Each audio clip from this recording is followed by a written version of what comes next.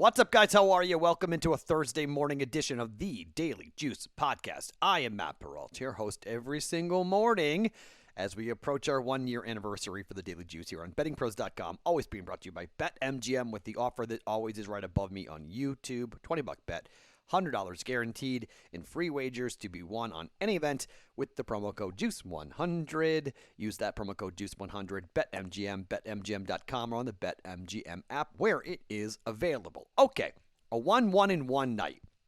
So here's kind of what happened to me. So I had a meeting that went longer than I thought it was going to go. So I didn't get to bet player props. And it's kind of funny because I wound up, after the meeting was over, I wound up going over to Circa. And I was at Circa. And I was kind of like, that's when it clicked into my brain of like, oh man. Because I wanted to bet Trae Young over 2.5 3-pointers. He hit 4 in the game against the Bucks. We got the +8 right. But as I said, sprinkle on the money line. Not a bad idea to do that. And I don't know if you guys do that, but I think it's generally a good idea that when you bet, let's just say you bet $100 on a game on a dog, it's not a bad idea to take $20 and throw it on the money line. Like if you really like the +8, more often than not, you're going to get a money line win. More often than not. I would love to see the stats in the postseason, but when you bet the dog, how often does the dog just win outright? And as I said, the Atlanta Hawks went to Philadelphia and won game 1, and it took the Sixers some time to figure out how to stop Trae Young, and Trae Young went for a career high. So I think the Bucks are dealing with the same problem. How do you stop Trae Young? What type of defense do you have to employ to stop his dribble penetration and his outside shooting? He's a handful. He's tough. I mean, he's shimmering and he's taking threes, and the dude's just a lot of fun. I like Trae Young a lot, and he now has a 1-0 lead in this best-of-7 series, and he stole home court in game number 1. So it's not a bad idea that when you do bet the dog in basketball, whether it be college basketball or NBA basketball, to sprinkle on the money line as well. So maybe you get a double hit. You get the cover and you get the win on the money line. That would have been pretty profitable if you did that. I didn't do that last night. I should have done that. I didn't take my own advice there, but I thought a play on the money line wasn't that bad of an idea. I took the 8. I also took the under 226.5, and unfortunately just too many threes were hit. It didn't go over by a ways, but it did go over. So we lost that. And then we got the push on the 5 between the Islanders and the Lightning. The Islanders close out Nassau Coliseum, maybe. If they win Game 7 on the road, the Cup Finals will be at Nassau Coliseum. Why were they throwing beer cans at their own team? New Yorkers, I know you're drunk, but what are you doing? That was pretty stupid. Don't throw beer cans at your own team. You can hurt someone on the team you're cheering for, you wackos.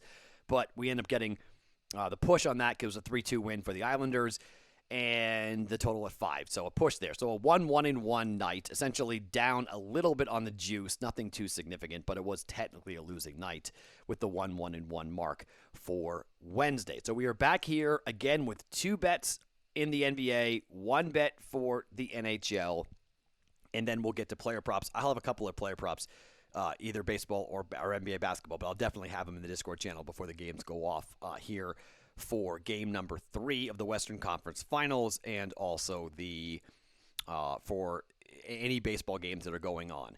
So let's start with the NHL and the Vegas Golden Knights in what might be the last game of the year for the Vegas Golden Knights on the road, Game 6 against Montreal. Now, Vegas is still favored in this game, but they're dogs in the series. Okay. Look, I don't think this ends well for Vegas, but here's the thing. This is the last time I'll be able to take 5 and bet over for the Vegas Golden Knights at 5. So that's what I'm going to do. I'm going to take 5. I'm going to bet the 5. And we got a push. Last time betting over 5, or was it under 5? I think we went under 5, but I can't remember. No, it was over 5 on the 4-1 game for Montreal and the Vegas Golden Knights. And I'm going to do the same thing here with potentially a 3-2 win for one of these two teams. And maybe we get a fluky goal and we go over. It is an elimination game. So if Vegas is down, they most likely will pull the goaltender and we'll get a bonus goal late and something kind of kooky. Maybe it's a 4-2 win for Montreal and it goes over, okay? Here's the thing about the Golden Knights. I don't like their body language. I don't like what they said after the game. I don't like the way they played in the third period. I just don't like anything about this team right now, and that's when they play their best. I mean, really. I'll throw a flyer personally on the money line just because it may be the last time I can bet on Vegas this season, but I don't expect them to win. They could, and they could force it back to Vegas for a Game 7. We just saw the Islanders do it, but they were at home against Tampa. It's going to be tough, and I'm not sure who's in net. It wouldn't shock me, by the way, if we see Robin Lehner in net tonight. Wouldn't surprise me at all if they wind up going back to Robin Lehner, which may not be a bad idea given the fact that he played really well in the last game, but it could be Marc-Andre Fleury. It probably will be Marc-Andre Fleury because, I mean, essentially, you go down with the ship, right?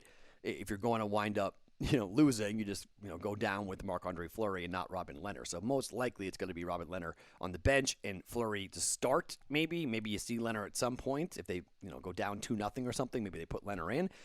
But I'm just going to go ahead and bet 5 in the over, lay the minus 130 juice, and see what happens. And personally sprinkle on the Vegas Golden Knights on the money line, and hopefully that we see some type of crazy game. But most likely we get a push out of this, and most likely it's Montreal winning 3-2. That's probably what's going to happen here, and then Montreal will advance to the Cup Finals, and the Vegas Golden Knights will have to deal with the fact that they were extremely large favorites, and they did not come through. Biggest favorites in 31 years, choking. Now here's what's interesting, and I don't know the answer to this, and I'm going to ask a bookmaker on my show coming up if Montreal wins. Generally speaking, the books will want the favorite to win because at the price you could get Montreal, there was no point in laying minus 450 juice on the Golden Knights. So you're trying to find a number that would make the professionals interested. So if you're coming back on the other side and it's plus 280, plus 290, somewhere in that general range, did they get professional money on Montreal? Meaning, did the books actually want the Knights to win? Where in normal circumstances, they never want the Knights to win because the public here in Vegas, nobody bets against the Knights really here in Vegas. It's all one-sided action. So I really wonder how, if Montreal does win, what's the actual reaction from the books? Are they actually comfortable watching Montreal win? Or does that wind up being a red number for them on their ledger because of the plus money? And, if you bet $100 on Vegas to win the series, you're not winning very much at minus 450. You bet $100 on Montreal to win the series, and it multiplies by 15,000, 20,000, whatever it might be. It's a lot of money. Win $280 back. So that could be very costly for the books, which is kind of odd because normally they would cheer for the other team, not Vegas, but given the numbers, maybe Montreal winning is a bad thing for the sports books. So we'll see how that plays out. But I do think Montreal wins. I will bet, with the Knights. I bet them all seasons. So I'll bet it one more time personally, but I'm going to take Vegas and Montreal 5 in the over at minus 130 for the first play. Second play, the Phoenix Suns are getting their guy back. We are going to see Chris Paul in Game 3, and this is bad news for the LA Clippers. The number is 1. Phoenix this year is 51-31-2 to the number. Hello, 20 games over 500. Clippers are 48-38-1. At home, the Clippers are 25-18. Clippers covered in the last game. They were catching 4.5 points, and they lost by 1. So they covered. We played it at 5.5, or I played it at 5.5, and it came through. We wound up taking the under. That came through as well.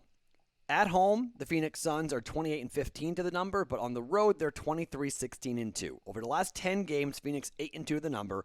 Over the last 5, they're 4-1. And they're only laying a point on the road. I think everyone's expecting the Clippers to play better at home, but being down 0-2, this is a different team. This is not the same teams that the LA Clippers have played. Utah being banged up without Mike Conley and for a banged up Donovan Mitchell, not the same. Dallas with Luka and that's it, not the same. This is a deep team with weapons. Devin Booker now having Chris Paul back. Uh-oh. I'm laying a point. Phoenix Suns go up 3-0. I'm taking Phoenix. Everyone's going to take Phoenix. This is going to be a very popular play, okay? The public's all going to be on this side. Clippers are going to be a monster contrarian. My guess is this number will close at 3 or 4 by the time it goes off. I don't like that. I didn't like being with the public on the under last night in the Bucks in the Hawks game. I would rather have been on the professional side. I was on the under. I was on the pro side or the public side. It didn't come through. I'm going to lay it. I don't care who it is. Give me -1 Phoenix with Chris Paul coming back to go up 3-0. It's very possible that our boy wearing the Suns jersey who got into the fight who said Suns in 4 is going to be right. It feels like Suns in 4. It really does with Suns in 4. And they will have swept Denver, and they will have swept the Clippers on the way to the NBA Finals with a chance for Chris Paul to win his first ever NBA championship. And would it be crazy if it was Phoenix versus Atlanta? Oh my goodness gracious. If that's what we get. A little sunshine, warm weather NBA Finals coming up in the month of July, but we'll see. I'm laying the 1 point. And then one other half unit bet to give you guys. It's on the total. So last night it was the dog and the under. Tonight it's the favorite and the over. So on the year, Phoenix 46-37-1. Clippers 43-42-1 to the over. Last game went under. Over the last 5, Phoenix 2 times to the over, 2-3. Over the last 10, 4-6, 6-4 for the Clippers to the over, 3-2 over the last 5 for the LA Clippers. So the last number was 225.5, and it went under by 15.5 points, the 104-103 win. But this number is 220.5. And if you look at the numbers, 220.5, generally speaking, when it comes to the Clippers and it comes to the Suns, it was 220 in the first game. It went over by 14. We got the first game right. We got the second game right. Over, under. I'm not really playing a zigzag theory as much as I am taking a look at the total at 220.5 and seeing against Denver in game 1 when it was 222.5. It went over when it was 208. Against the Lakers, it went over. For the Clippers, 3 of the last 4 games have gone over. The last 2 games against Utah and the first game against Phoenix went over. They shoot much better at home, as we saw with the closeout Game 7 win for the Clippers against the Utah Jazz, in which they scored 131 points, in the total at 221, which is what it is right now, went over by 29 points. I'm playing the over here. I think we're going to see with Chris Paul back, I think the Clippers are going to be jacked to score. I think we're going to see a fast-paced game, a lot of threes, up-tempo, much similar like Game 1. I know they play slower with Chris Paul on the floor, but on the road, this is a Booker game. I think he scores a lot of points, and I think this is a big game for the three-point shooters for the LA Clippers. I think the only way they can really keep pace here, they can't play slow. They got to play up-tempo. They got to hit a bunch of threes. They got to play like they played in Game 1 against Phoenix. And I think that them slowing it down, I don't think they feel comfortable doing that, in particular at home. So I'm going over 220.5 for a half a unit here in this game between Phoenix and the LA Clippers. All right, 3 plays for you guys. Over 5, -130 for Vegas and Montreal. Over 220.5 for Phoenix and the Clippers. And Suns -1 for the 3 plays coming up here tonight. I will have at least 1, maybe 2 plays for you guys coming up for player props in the Discord channel, bettingpros.com/chat to get into the Discord channel, or on YouTube. There are links all underneath me, including one to get you into the Discord channel if you are watching this video on YouTube. My name is Matt Perrault. Have a phenomenal Thursday. We'll be back coming up for another Friday morning edition of the Daily Juice podcast coming up tomorrow. It's the Daily Juice every single day. I'm Matt Perrault here on bettingpros.com, brought to you by BetMGM.